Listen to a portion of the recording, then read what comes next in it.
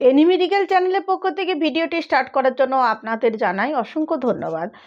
চ্যানেলে যারা নতুন আছেন অতি অবশ্যই চ্যানেলটিকে সাবস্ক্রাইব করে দেন, পাশে থাকা বেল বাটনটি প্রেস করতে ভুলবেন না, অল নোটিফিকেশন অপশানে অবশ্যই ক্লিক করে দেবেন। তার কারণ আমি এই চ্যানেলে প্রতিদিন স্বাস্থ্য সম্পর্কিত বিভিন্ন আলোচনা করে থাকি। আজকের আমার আলোচনার মূল বিষয় হলো পেটে ব্যথা। পেটে ব্যথা এটা খুব সাধারণ ব্যাপার। জীবনে অভিজ্ঞতা একবারও হয়নি এমন মানুষ হয়তো হাতে গোনা। কারণ পেটে ব্যথা হয়তো শুনতে খুব একটা স্বাভাবিক সমস্যা।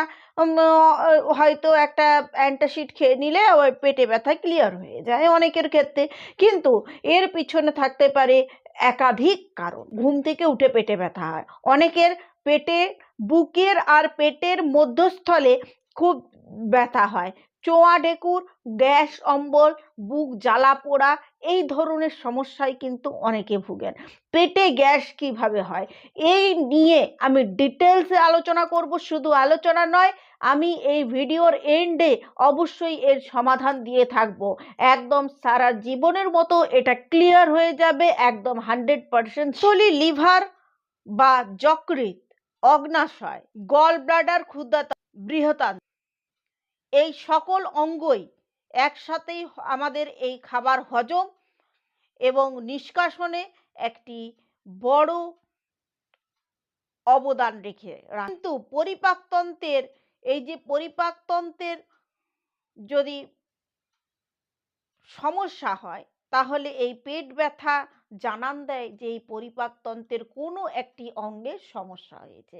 তাই পেট ব্যথা যারা দীর্ঘদিন সাফার করে আসছেন অতি অবশ্যই এর ট্রিটমেন্ট করান। এই সমস্ত অঙ্গগুলো কিন্তু এই খাবার গ্রহণ, হজমে এবং সঠিক সময় নিষ্কাশনে একটি গুরুত্বপূর্ণ অবদান রেখে থাকে। তো এই জিনিসগুলো যখন দেখবেন যে হচ্ছে না ঠিকঠাক, খাবার তো খাচ্ছেন কিন্তু ডাইজেস্টিভ সিস্টেমকে ইরিটেট করছে, অ্যাসিড রিফ্লেক্স করছে, এই সমস্ত সমস্যা দেখা দিলে আপনাকে জানতে হবে যে এই সমস্ত পরিপাকতন্ত্রের কোনো একটি অঙ্গের কিন্তু সমস্যা হয়েছে। সেই জন্য আপনাকে কুইক ডিসিশন নিতে হবে যে আপনার কি করা উচিত এবং সমস্যাটা জানতে হবে। তাই আমি এখানে একাধিক সমস্যার কথা বলবো এবং সমাধানের কথাও কিন্তু বলবো। ভিডিওটি মাঝে আপনাদের একটা কথা বলে রাখি, যদি এই ভিডিওটি সম্পর্কে কোনো কোয়েরি থাকে আমাকে অবশ্যই এনি মেডিকেল চ্যানেলের কমেন্ট সেকশনে লিখুন, আমি অবশ্যই উত্তর দেব। আমরা যদি বেশি মশলাদার ভাজা পোড়া খাবার খাই তাহলে কিন্তু পেট ব্যথা হতে ধরনের পেট ব্যথা হয়। বুক আর পেটের মধ্যস্থলে মিডল পোর্শনে ব্যথা, পেট যেন ভার হয়ে থাকে, মুখ টক টক লাগে, চোয়া ঢেকুর ওঠে, কোনো সময় মাথাটা নিচের দিকে করতে গেলে যেন টক জল উঠে আসছে, এরকম একটা হয়। তখন এই ধরনের সমস্যা একবার দেখা দিলে তো অ্যান্টাসিড খেলে এটা সমস্যার সমাধান হয়ে যায়, কিন্তু এই ধরনের সমস্যা যখন একাধিকবার দেখা দেয় তখন কিন্তু আপনাকে অতি অবশ্যই একজন ভালো ডক্টরের অ্যাডভাইস নিয়ে চলতে হবে, সাথে কিছু সাপ্লিমেন্ট অতি অবশ্যই ব্যবহার করতে হবে। কারণ আমরা গ্যাসের ওষুধ খেয়ে কতদিন চালাবো, তাই না? আমাদের যদি হজম সিস্টেম মানে শক্তিশালী করতে হয় তার জন্য ফুড সাপ্লিমেন্ট একান্তই দরকার। যেমন আমরা ভাজা পোড়া খাবার একেবারেই, জাঙ্ক ফুড যেগুলো, হ্যাঁ, ফাস্ট ফুড, এগুলো কিন্তু আমাদের অ্যাভয়েড করতে হবে। বাচ্চাদের তো একদমই এগুলো খাওয়া চলবে না, আর বড়দেরও না। কিন্তু তাছাড়াও আমাদের এই যে আমি বিভিন্ন পরিপাকতন্ত্রের কথা বললাম, এই পরিপাকতন্ত্রকে ভালো রাখতে আপনাকে কিছু ফুড সাপ্লিমেন্ট ব্যবহার করতেই হবে। এমন নয় যে আপনাকে সারা জীবন ব্যবহার করতে হবে, কিন্তু বছরের নির্দিষ্ট সময়ে 2 থেকে 3 মাস আপনাকে এই সাপ্লিমেন্ট ব্যবহার করতে হবে, তাহলেই কিন্তু আপনার হজম শক্তি বৃদ্ধি পাবে। এছাড়াও আপনাকে কি করতে হবে, পর্যাপ্ত পরিমাণে জল খেতে হবে। জল খেলে শরীরে টক্সিন জমা হয় না, টক্সিনটা ক্লিয়ার হয়ে যায়। হাঁটা চলা, শারীরিক কার্যকলাপ অবশ্যই করতে হবে। শরীরের ওজন নিয়ন্ত্রণে রাখতে হবে। তাহলে দেখবেন এগুলো হবে না। বেশ কিছু খাবার, যা পছন্দের খাবার, আমাদের আমাদের জিহ্বা যে পছন্দ করে যেই জিনিসগুলো, সেগুলোই আপনি মনে রাখবেন আপনার শরীরের পক্ষে ক্ষতিকারক। যখন আমরা সেদ্ধ সেদ্ধ খাবার খাই আমাদের বেশ ভালো লাগে না, কিন্তু সেদ্ধ সেদ্ধ খাবারই আমাদের শরীরের পরিপাক তন্ত্রগুলোকে ভালো রাখতে সাহায্য করে। যখন আমাদের এই ডাইজেস্টিভ সিস্টেমটা ইরিটেট হয়, খুব তীব্র মাত্রায় যখন গ্যাস অম্বল হয়, তখন কি হয়? বমি বমি ভাব হয়, পাতলা পায়খানা হয়, পেটে প্রচণ্ড যন্ত্রণা হয়, খাবার মতো ইচ্ছে থাকে না।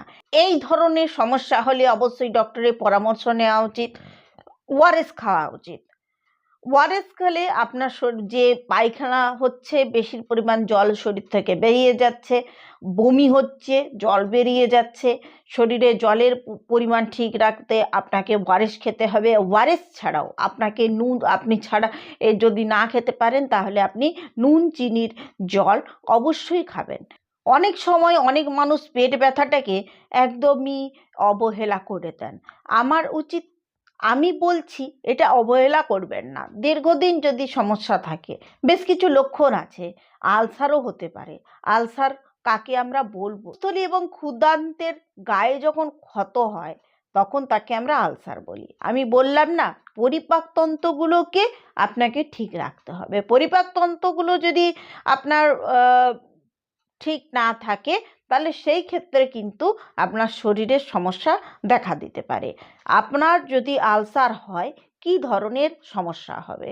আমাকে অনেকেই ফোন করেছেন যে দিদি এরকম সমস্যা হচ্ছে, আমার তো আলসারের সমস্যা আছে, আর এই সমস্যার উপসর্গগুলো আছে, তাহলে কি এটা আলসার নয়? হ্যাঁ, আলসারের কি না সেটা লক্ষণগুলো আপনি জেনে থাকলে আপনি বুঝতে পারবেন আলসার, সেই হিসাবে আপনি ট্রিটমেন্ট করাতে পারবেন। তো আলসারের কিছু লক্ষণ আমরা জেনে, এবার আলসার কেন হয় সেটাও দেখতে হবে। দীর্ঘ সময় পেট খালি রাখা, পাকস্থলীতে ব্যাকটেরিয়াল সংক্রমণ, দীর্ঘ সময় ধরে প্রদাহরোধী ওষুধের ব্যবহার, নিয়মিত তৈলাক্ত মশলাযুক্ত খাবার খাওয়া, মানসিক দুশ্চিন্তা, এগুলোই হলো আলসারের কারণ।